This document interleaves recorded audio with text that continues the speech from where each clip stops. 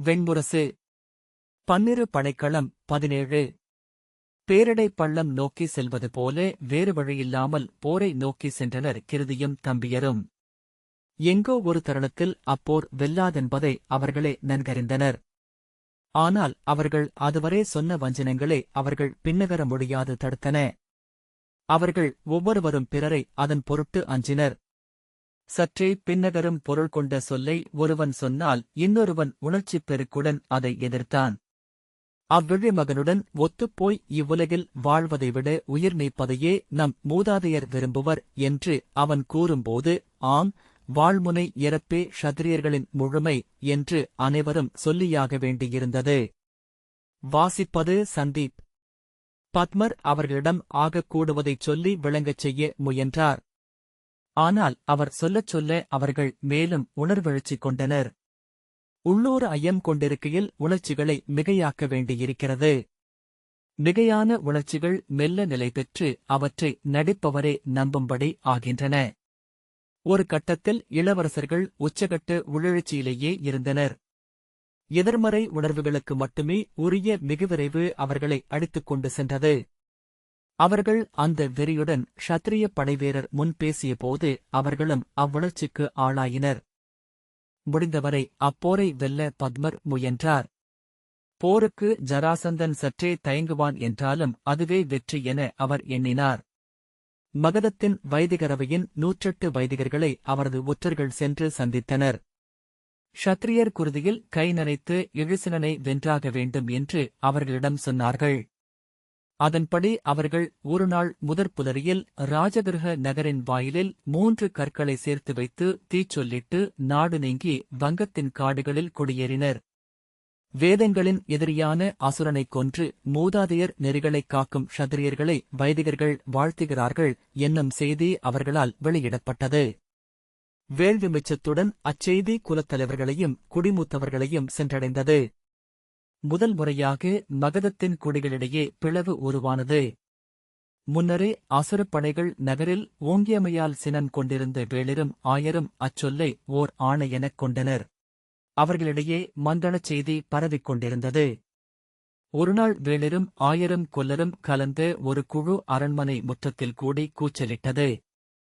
வைதிகர் தீச்சொல்லிட்ட அரசன் கழுவாய் செய்ய வேண்டும் என்று அதற்கு தலைமை கொண்டு சென்ற வேளிர் குலத்தலைவர் கூர்மர் கூறினார். ஆனால் அரசப்படைகள் அப்போதே அவர்கள் அனைவரையும் வெட்டிக் கொன்று அத்தலைகளைக் கொய்து நகர்த்தெருக்களில் நிறையாக காட்சிக்கு வைத்தனர். திகைத்த விழிகளுடன் வாய்திறந்து அமைந்திருந்த தலைகள் ராஜகிருஹ நகரை அச்சுறுத்தி ஆழ்ந்த அமைதிக்கு தள்ளின. அன்று உச்சிப்பொழுதிலும் சூரியன் எழவில்லை. நகரே இருண்டு குளிர்ந்து கிடந்தது. அதன்பின் எந்த எதிர்ப்பும் எழவில்லை. ஆனால் நகரை விட்டு ஓடிவந்து இளவரசர்களின் படையில் சேரும் ஆயர்களும் வேளிர்களும் கூடி வந்தனர். கிருதி மகிழ்ந்து, அங்கே அச்சத்தால்தான் அமைந்திருக்கிறார்கள் அமைச்சரே. நம் படைகள் ராஜகிருஹ நகரை அணுகுமென்றால் உள்ளிருந்தே அவனுக்கு எதிர்ப்பு எழும் என்றான். பத்மர் புன்னகையுடன், இத்தனைக்கும் பிறகு மக்களைப் பற்றி எதைச் சொல்லவும் நான் தகுதியற்றவன். எதுவும் நிகழலாம் என்பதற்கு அப்பால் எதையும் சொல்ல மாட்டேன் என்றார். மகதம் போருக்கு கிளம்பவில்லை. நாம் கிளம்பி வரட்டும் என நினைக்கின்றனர். அது நல்ல போர்முறைதான் என்றார் பத்மர். நாம் கிளம்பினால் அவர்களுக்கு உகந்த இடத்தில் நம்மை எதிர்கொள்ள முடியும். இளிவரலுடன் இதழ்கூட நகைத்த கிருதி, எங்கு எதிர்கொண்டாலும் நாம் வெல்வோம். நம்மிடம் மூதாதையரின் நச்சொல் உள்ளது என்றான். படைகள் கிளம்பவிருக்கையில் மகதத்திலிருந்து தூது வந்தது. மகதத்திலேயே நின்றுவிட்ட க்ஷத்திரிய படைப்பிரிவான கிரஞ்சத்தின் தலைவர் சுருதவர்மர் ஜராசந்தனின் செய்தியுடன் பவுண்டரிகவர்த்தனத்திற்கு வந்தார். அவர் வந்த செய்தியறிந்ததும், அவனா? அவன் முகத்தை நான் நோக்க மாட்டேன். காட்டிக் கொடுத்தவன், குலப்பகைவன் என்று கிருதி சினம் கொண்டு கூவினான். பிருகத்புஜன் சிறியன். அவனை அனுப்பி நம்மை அச்சுறுத்துகிறானா அரியணை அமர்ந்த இழிசினன் என்றான். பத்மர், இளவரசே, நாம் நம்பும் ஒருவரை நம்மிடம் அனுப்ப எண்ணியிருக்கிறார் மகத மன்னர். அது நன்று. தகுதி கொண்ட க்ஷத்திரியரை அனுப்பியதை நமக்களித்த மதிப்பென்றே கொள்வோம். அவரது படையின் அசுரப் படைத்தலைவர் ஒருவர் வந்திருந்தால் நாம் ஏற்றிருப்போமா என்றார். அவனிடம் நாம் பேச ஏதுமில்லை. அவனுக்கு நான் பீடமும் அளிக்கப் போவதில்லை என்று கிருதி சொன்னான். ஆம், அவனை மூத்தவர் சந்திக்கவேயில்லை என்று உலகம் அறியட்டும் என்றான் ஜெயசேனன். அவர்கள் நால்வருமே சுருதவர்மரை சந்திக்கவில்லை. பத்மர் அவரை சந்திக்கச் சென்றபோதே சுருதவர்மரின் முகம் மாறியது. பத்மர் பலவகை முகமன்களைச் சொல்லி அத்தருணத்தை எளிதாக்க முயன்றாலும் சுருதவர்மர் மேலும் மேலும் இறுகியபடியே சென்றார். விழிகள் உறைந்திருக்க அரசர் எச்சரிக்கை அளித்து வரவே என்னை அனுப்பினார். அரசர் இன்னமும் இந்நாள் வரையும் தன் இளையவராகவே எண்ணுகிறார். அவர்கள் அதை ஏற்று வந்து அவரை பணிவார்கள் என்றால் அரசில் ஒரு பகுதியை அவர்கள் நால்வரும் சேர்ந்து ஆள்வதற்காக அவர் அளிப்பார். கொடியும் குடையும் முடியும் கோலும் கொண்டு மகதர்களாகவே அவர்கள் அங்கே ஆள முடியும். எந்த அரசரும் அத்தகைய வாய்ப்பை எதிரே படை கொண்டு நிற்பவர்களுக்கு அளிக்க மாட்டார். அரசர் இதைச் செய்வது அங்கே இருக்கும் இளவரசர்களின் அன்னையருக்காக மட்டுமே என்றார். பத்மர் வியந்து, ஆம், உண்மை. இதைவிட பெரிதை நாங்கள் எதிர்பார்க்கவியலாது என்றார். இது ஜராசந்தரின் உறுதி. அவர் சொல் தவறுபவர் அல்ல என்றார் சுருதவர்மர். ஆனால் அவரது ஆணையை மீறுபவரை தண்டிப்பதில் அவர் மகிஷாசுரனுக்கும் இரத்தபீஜனுக்கும் நிகரானவர். அன்றாடம் குருதியில் நீராடுபவர் அவர். அவரை வெல்ல இன்று பாரத வருஷத்தில் எவருமில்லை. சிலக்னங்களுக்குப் பின் பத்மர், சுருதவர்மரே, அவர் அசுரர் அல்லவா என்றார். சுருதவர்மரின் விழிகள் மாறுபட்டன. அரசரைப் பழிப்பதை நான் ஒப்பமாட்டேன் என்ற பின் எழுந்து கொண்டார். பின்னர் அவர் விழிகளை நோக்கி, நானும் உங்களுடன் ஒருமுறை ஜராவரத்திற்கு வந்துள்ளேன் அமைச்சரே என்றார். பத்மர் திடுக்கிட்டார். அன்று நான் இளைஞன். அரசர் பிருஹத்ரதருடன் வில்லேந்தி அகம்படி சென்றேன் என்றார் சுருதவர்மர். நான் இன்று பிழைநிகர் செய்கிறேன். அதன்பின் ஒரு சொல்லும் சொல்லாமல் அவர் திரும்பிச் சென்றார். நெடுநேரம் பத்மர் அசையாமல் அப்படியே அமர்ந்திருந்தார். பின்பு நீள்மூச்சுடன் எழுந்து இளவரசர்களை பார்க்கச் சென்றார். தூதுச் சொற்களைக் கேட்டதும் பிருகத்புஜன் ஓங்கி காரித் துப்பி, நாங்கள் இரவலராக அவன் இல்லத்துக்கு முன் சென்று நின்றோமா?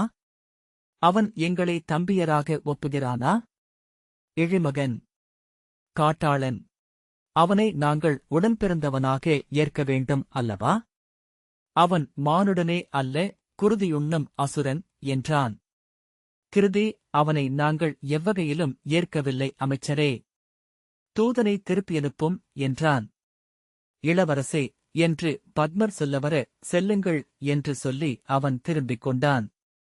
கிருதியின் தலைமையில் 12 ஸ்திரிய படைப்பிரிவுகளின் நிறைப்போருக்கு கிளம்பியது. பவுண்டரவர்த்தனத்திலிருந்து ராஜகிருஹத்திற்குச் செல்லும் பெருஞ்சாலையில் அமைந்த சப்தவனம் என்னும் ஊரில் நிகழ்ந்த போரில் மகதப் படைகள் முதல் நாழிகையிலேயே கிருதியின் படைகள் தோற்றோடின. வாளை 10 மடங்கு எடையுள்ள கதாயுதத்தைக் கொண்டு உடைத்து வீசுவது போல என்று அப்போரைப் பற்றி படைத்தலைவன் வஜ்ரபுஜன் சொன்னான். முழுக்கூர்மையுடன் திட்டமிடப்பட்டு விலங்குகளுக்கு நிகரான வெறியுடனும் இரக்கமின்மையுடனும் அப்போர் நடந்தது. முறைப்படி அணிநிரந்து அந்தக் குறுங்காட்டை கடந்து கொண்டிருந்த கிருதியின் படைகளை புதர் மறைவிலிருந்து திடீரென்று எழுந்து சூழ்ந்து கொண்டன அசுரப் படைகள். அங்கே அவர்கள் ஒரு நாளுக்கு முன்னரே வந்து பதுங்கியிருந்தனர் என்பதை பின்னர்தான் பத்மர் அறிந்தார். முதலில் நச்சு அம்புகளும் எரியம்புகளும் எழுந்து படைகள் மேல் பொழிந்தன. அவர்களைச் சூழ்ந்த குறுங்காடு பற்றிக் கொண்டது. அதன் மேல் வந்து விழுந்த நச்சு விதைகள் வெடித்து புகை கக்க வீரர்கள் மூச்சுத் திணறி இருமியபடி அலைக்கழிந்தனர். ஈரத்துணியால் முகத்தை மூடியபடி புகை நடுவே வந்து க்ஷத்திரியர்களைத் தாக்கியது அசுரப்படை. அவர்கள் கொலையாட்டில் ஓராண்டு காலம் பயிற்சி கொண்டிருந்தனர். உடலை வெட்டும் நுட்பம் கைகளிலேயே அமைந்துவிட்டிருந்தது. மிகக் குறுகிய வளைவில் மிகக் குறைந்த விசையில் வந்து விழுந்தன வாழ்வீச்சுகள். வெட்டுண்டு உருண்ட தலைகளை அவர்கள் ஏறிட்டும் பார்க்கவில்லை. குருதி மேல் நடந்தபோது தடுமாறவுமில்லை. குற்றுயர் உடல்கள் துடித்துக் கொண்டிருந்த களத்தில் மகதத்தின் கொடி குருதியில் நனைந்து ஈரத்தின் ஓசையுடன் காற்றில் படபடத்து விரிந்தது. ஜரைமைந்தர் வாழ்க, வெற்றிகொள் மகதர் வாழ்க என்று வாழ்த்தொலி எழுந்தது. வாள்கள் காற்றில் உயர்ந்து ஆடின. நச்சுநாகங்களின் படங்கள் என, விண்ணுக்கு அரைக்கூவல் என. அதன்பின் பாரத வருஷத்தின் அனைத்து போர் நெறிகளுக்கும் மாறாக புண்பட்டு விழுந்தவர்களை தேடித் தேடிக் கொன்றனர். நீண்ட ஈட்டிகளுடன் அசுர வீரர்கள் களத்தில் பிணங்களின் மேல் கால் வைத்து தாவித் செல்வதை பத்மர் நோக்கி நின்றார்.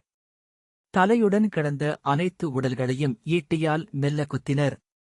அவ்வுடல் வலியில் அதிரக் கண்டால் கழுத்துக் குழியில் ஆழமாக ஒரு குத்து குத்திவிட்டு முன்னால் சென்றனர். காட்டில் கிழங்கு தேடுபவர்களைப் போல அத்தனை இயல்பாக பேசியபடியும் சிரித்தபடியும் அதை செய்தனர். களம் நடுவே திகைத்து நின்ற இளவரசர்களை அவர்கள் பற்றி இழுத்து கைப்பிணைத்தனர். நான் அவனை பார்க்க வேண்டும். நாங்கள் இளவரசர்கள்.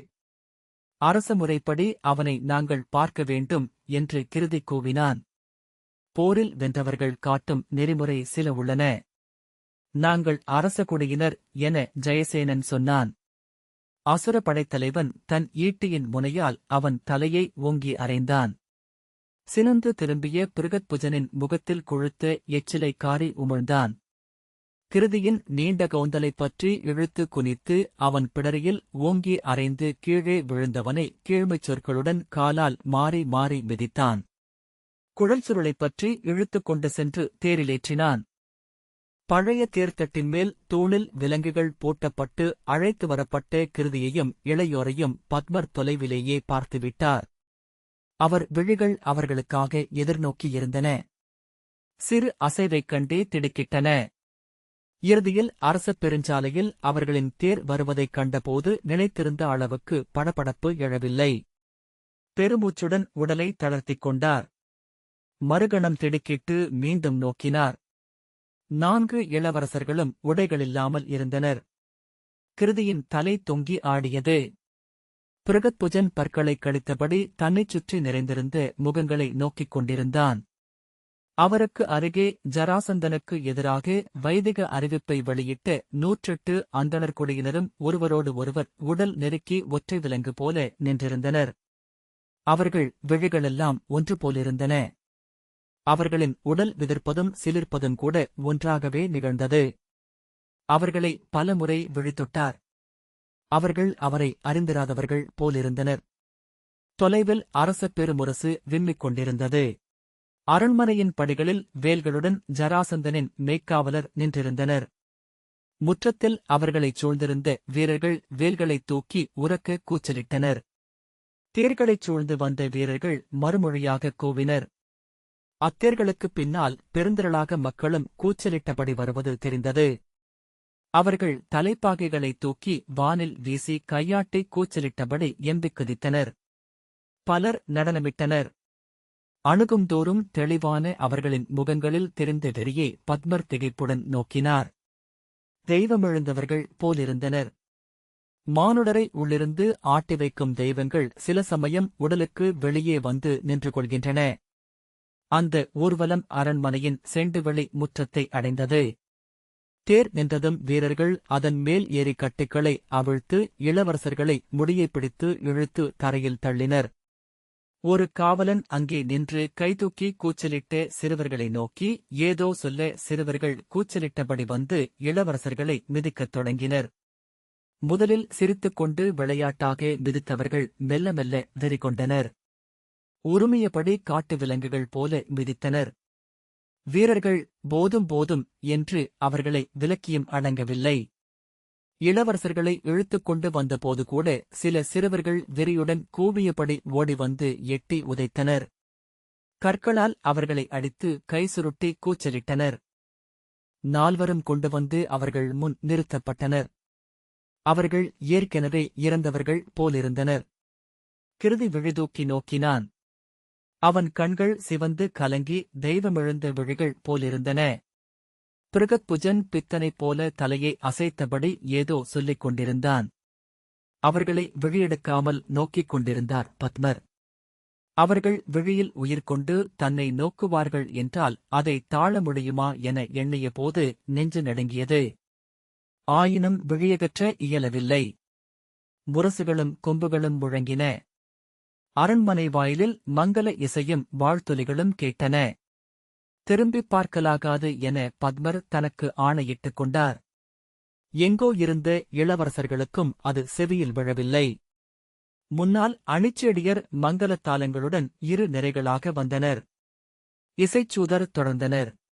பின்னர் வண்ணப்பட்டுப் பாவட்டாக்களும் கிண்ணறிகளும் ஏந்திய அணிவீரர் வந்தனர். கொடியும் கோலும் ஏந்திய 4 ஏவலர் முன்னால் வர அமைச்சர்களும் படைத்தலைவர்களும் அகம்படி சேர்க்க வெண்கொடைக்குக் கீழே ஜராசந்தன் நடந்து வந்தான். ஜராசந்தன் மகதத்தின் மணிமுடியை சூடியிருந்தான். காதுகளில் மணிக்குண்டலங்களும் நெஞ்சில் 7 நிறைகளாக மணியாரங்களும் முத்தாரங்களும் பொழியாரங்களும் மின்னின. தோள்வளையும் கைவளையும் கங்கணமும் கணையாழிகளும் அணிந்திருந்தான். பொற்பட்டு ஆடைக்கு மேல் எரிவழி மணிகள் பதித்த சிம்மமுகம் பொறித்த பிடிகொண்ட உடைவாள் செருகப்பட்ட கச்சை. அதற்குமேல் தொடைவரை இறங்கிய மணிகள் மின்னும் சல்லடம். கழல்களில் கூட வைரங்கள் மின்னின.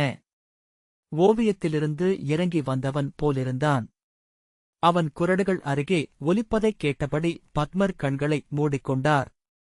"வணங்குகிறேன் அமைச்சரே" என்றான் ஜராசந்தன். "நான் சந்திக்க விழைந்த மனிதர் நீங்கள்தான். ஓராண்டுக்கும் மேலாக ஒவ்வொரு நாளும் உங்களையே எண்ணிக்கொண்டிருக்கிறேன்" என்றான். எதிர்பாராதபடி குனிந்து அவர் கால்களைத் தொட்டு சென்னி சூடினான். "நீங்கள் என் ஆசிரியர் பத்மரே. எளிய மலைமகனாக இங்கே வந்தேன். மொழிகளையே நான் கற்றுக்கொள்ள வேண்டியிருந்தது. அரசு மொழி என்பது மீனுக்குள் மீன் போல மொழிக்குள் ஒரு மொழி. செத்த மொழி. அதையும் கற்றேன். அரசு சூழ்தலோ இருபக்கமும் முனை கொண்ட கூர்வாள். அத்துணை கூறிய செயல்பாடுகளை அத்தனை வழங்கிய மொழியில் சொல்வதும் கேட்பதும் தனிப்பயிற்சியால் மட்டுமே வெல்லக்கூடுபவை. வென்றேன். அதற்கு எதிர்முனையில் நீங்கள் இருந்ததுதான் அடிப்படை. ஒவ்வொரு தருணத்திலும் என் நுண்கணிப்பால் உங்களை வென்றேன்." பத்மர் அவனையே விழிசலிக்காமல் நோக்கிக் கொண்டிருந்தார். "உங்கள் குறை என்ன என்று கண்டு கொண்டேன். நீங்கள் அந்தணர். ஓர் எல்லைக்கு அப்பால் குருதியை உங்களால் உளம் கொள்ள முடியவில்லை. எப்போதும் நீங்கள் எண்ணுவதற்கு ஓர் அடி முன்னால் சென்றால் உங்களை வென்றுவிடலாமென்று கண்டு கொண்டேன்" என்ற ஜராசந்தன் உரக்க நகைத்து, "உங்களை வென்றேன். பாரத வருஷத்தின் அந்தணர்கள் அனைவரையும் வென்றதற்கு நிகர் அது" என்றான். அவன் இளவரசர்களை திரும்பியே பார்க்கவில்லை. "எனக்கு பல ஐயங்கள் பத்மரே. பல நாட்களாக நான் சொல்சூழ்தலும் அரச நெறியும் காவியமும்தான் கற்று வருகிறேன். வேத நூலும் ஓதுகிறேன். இவையனைத்தும் முடிந்தபின் ஒரு ராஜசூயம் நிகழ்த்துவதாகவும் உள்ளேன்." பத்மர் பெருமூச்சு விட்டார். அவன் விளையாடுகிறான் என்பதை அவர் புரிந்து கொண்டார். அனைத்தும் விரைந்து முடிய வேண்டும் என்று மட்டுமே அவர் உள்ளம் எண்ணிக்கொண்டது. "என் முதல் ஐயம் இது பத்மரே. கடக வியூகத்தில் எதிரி படையமைக்கையில் நாம் கழுகுப்படை அமைக்கலாமென்கின்றன நூல்கள். ஏன் நரிப்படை அமைக்கக்கூடாது? நரி நண்டுக்கு தன் வாலை அளிக்கும். நண்டு கவ்வியதும் அதை மேலே எடுத்து சுவைத்துண்ணும்." பத்மர் பேசாமல் நோக்கினார். "சொல்லுங்கள்" என்றான் ஜராசந்தன். "நீங்கள் உரிய முறையில் பேசாவிட்டால் இளவரசர்களில் ஒருவர் கழுவேற நேரும்." பத்மர் நடுங்கி, "ஆம், அவ்வாறு அமைக்கலாம்" என்றார். ஜராசந்தன் உரக்க நகைத்து, "பிழை. என்னை மகிழ்விக்க அதை சொல்கிறீர்கள். நண்டுக்கு முன் வாலை விட்டுக் கொடுப்பதைப் போல அறியாமை வேறில்லை. ஏனென்றால் வளையிலிருப்பது நண்டா தேளா என எப்படி அறிவது?" என்றான். கைகளால் தாளமிட்டபடி, "பிழை சொல்லிவிட்டீரே பத்மரே. இவ்வரியாச்சிறுவனை கழுவேற்றி விட்டீரே. இந்தப் பழியை உங்கள் குலமூத்தார் எப்படி தாங்குவார்கள்?" என்றபடி திரும்பி நோக்காமலேயே கையசைத்தான். மரப்பீடம் ஒன்று இழுத்து வரப்பட்டது. அதன் நடுவே ஒரு பிரம்பு நடப்பட்டிருந்தது. வெண்ணெய் பூசப்பட்டு மழுங்க மென்மையாக்கப்பட்டிருந்த அது ஒரு தசை நீட்சி என்றே தோன்றியது. ஜெயசேனனை 4 வீரர்கள் பிடித்து தூக்கினர். அவன் கைகளை பின்னால் இழுத்துக் கட்டினர். அவன், "மூத்தவரே, மூத்தவரே" என்று கூவினான். "நான் உங்கள் இளையோன். நான் உங்கள் குருதி. வேண்டாம், வேண்டாம்" என்று கண்ணீருடன் கதறினான். அவனைத் தூக்கி அந்தப் பிரம்பின் மேல் அமரச் செய்தனர். 2 கழுமருத்துவர்கள் அவன் வயிற்றை மெல்ல பலவகையாக அழுத்திப் பிசைந்து குடல் சுருளை நீட்டி அதற்குள் அந்தப் பிரம்பு குத்தாமல் மெல்ல வழுக்கி உள்ளே செல்லும்படி செய்தனர். அவனுக்கு வலி இருக்கவில்லை. ஆனால் அச்சத்துடன், மூத்தவரே, இறங்குங்கள். நான் உங்கள் இளையோன். வேண்டாம் என்று கூவிக் கொண்டிருந்தான். முழுக்கழுவும் உள்ளே சென்றதும் அவனை அப்படியே விட்டுவிட்டனர். இயல்பாக பீடத்தில் அமர்வது போல அவன் அங்கிருந்தான். பிருகத்புஜனும் பிருகத்சீர்ஷனும் கால்வழியாக சிறுநீர் கழித்தனர். அவர்களின் கண்களிலிருந்து குருதி கொட்டிக் கொண்டிருந்தது. கிருதிப்பற்களால் இதழ்களை இறுகக் கழித்து கழுத்துத் தசைகள் துடிக்க நின்றான். மூத்தவரே, மூத்தவரே என அழைத்துக் கொண்டிருந்த ஜெயசேனன் அமைதியடைந்து மெல்ல விம்மத் தொடங்கினான். ஜராசந்தன் திரும்பி பத்மரிடம், நாம் அடுத்த வினாவுக்கு செல்வோம் பத்மரே. இது அரசு சூழ்தலின் நெறி. மலர்களில் தேனெடுப்பது போல வணிகர்களிடம் வரி கொள்ள வேண்டும் அரசன். அதற்கு நிகராக வணிகர்களுக்கு அவன் அளிக்க வேண்டியது என்ன என்றான். பத்மர் கண்களில் கண்ணீர் வழிய பேசாமல் நின்றார். சொல்லுங்கள் பத்மரே. உங்கள் அமைதியால் மூன்றாமவன் கழுவேறினால் நீங்கள் வருந்துவீர்கள் அல்லவா?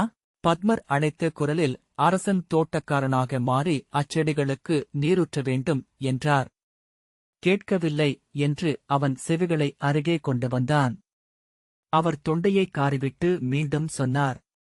ஆ, மீண்டும் பிழை. என்ன இது பத்மரே? எளிய காட்டாளனிடம் தோற்கலாமா என்றான். காட்டுப்பூக்களிலும் தேனீ மது கொள்கிறதே. அக்காட்டை எவர் பேண முடியும்? அவன் சிரித்துக்கொண்டு அவர் முகமருகே முகம் வைத்து அரசன் அம்மலர்களின் மகரந்தப் பொடியை பரப்பினாலே போதும் என்றான். திரும்பாமலேயே அவன் கை காட்ட வீரர்கள் பிருகத்சீர்ஷனை தூக்கினர். அவன் விலங்கு போல அலறி திமிரித்துள்ள அழுத்திப் பற்றி இழுத்துச் சென்று கழுமேல் வைத்தனர். மூத்தவரே, மூத்தவரே, நான் உங்கள் அடிமை. நான் ஏதும் செய்யவில்லை. இம்மூவரும் என்னை இழுத்துச் சென்றார்கள் என்றான்.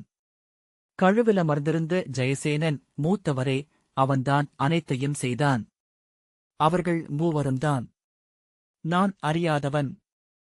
இளையோன் என்று கூவினான். ஜராசந்தன் அவர்களை நோக்கவேயில்லை. புன்னகையுடன் அடுத்த வினா காவியத்திலிருந்து. பத்மரே, தடாகங்களால் பூமி சூரியனை நோக்கி புன்னகை செய்கிறது. அவ்வாறென்றால் இரவில் நிலவை அத்தடாகங்கள் என்ன செய்கின்றன? பத்மர் மிகத் தாழ்ந்த குரலில் அஸ்வபாதரின் காவிய மீமாம்ச மாளிகையில் உள்ள வரி அது.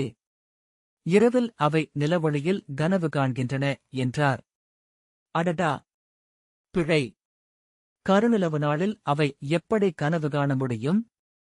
உவமை என்றால் அது முற்றிலும் பொருந்த வேண்டாமா? பத்மரே, இரவில் அவை அவ்வாறு புன்னகை புரிந்தமைக்காக வஞ்சம் கொள்கின்றன. முழுநிலவில் வஞ்சத்தை புன்னகையால் மறைக்கின்றன. அவ்வளவுதான். அவன் திரும்பி பிருகத்புஜனை நோக்கி, இளையோனே, காவியத்தின் பொருட்டு கழுவேறுவதென்பது பெரும் நல்லூழ். உன்னை காவிய தேவதை விண்ணுக்குக் கொண்டு செல்லும் என்றான். மூத்தவரே, மூத்தவரே, மூத்தவரே என்று அவன் தொண்டை நரம்புகள் புடைக்க கதறினான். அவனை அவர்கள் கழுவிலமரச் செய்தபோது ஜராசந்தன் பரிவு தெரிந்து முகத்துடன் மெல்ல மெல்ல என்றான். பின்னர் திரும்பி இறுதியாக மெய்யியல். பத்மரே, உயிருள்ள பசு ஏன் இறந்த கன்றை ஈன்றது என்றான். பத்மர் கண்களை மூடிக்கொண்டார். அல்லது பசு இறந்தது என்றால் கன்று எப்படி பிறந்தது? பத்மர் உதடுகளை அழுத்தி பேசாமல் நின்றார். சொல்ல மாட்டீரா என்றான் ஜராசந்தன்.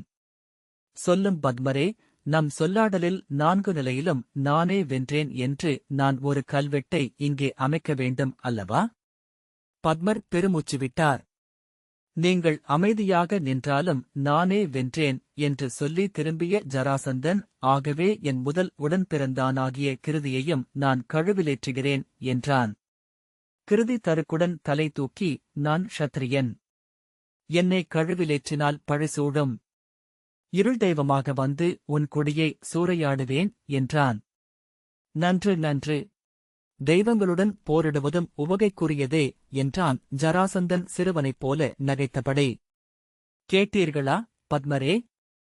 என்னுடன் அடுத்த களத்தை குறித்துவிட்டார். அக்களத்திலும் நீங்கள் வருவீர்களா? வருவீர்களா பத்மரே என்றான். அருகே வந்து தன் மூக்கால் அவர் மூக்கை உரசி, வரமாட்டீர்களா என்றான். அவர்கள் கிருதியை கழுவுமர்த்துவதை பத்மர் உள்ளடக்கத்துடன் நோக்கி நின்றார். அவன் பற்களை இறுகக் கழித்து தலையை அசைத்துக் கொண்டிருந்தான். அவ்வண்ணமென்றால் நமது போர் முடிந்தது என்று ஜராசந்தன் கைகளை தட்டினான். நீங்கள் அந்தணர். ஆகவே கொல்லப் போவதில்லை. ஆனால் நான் அரசன்.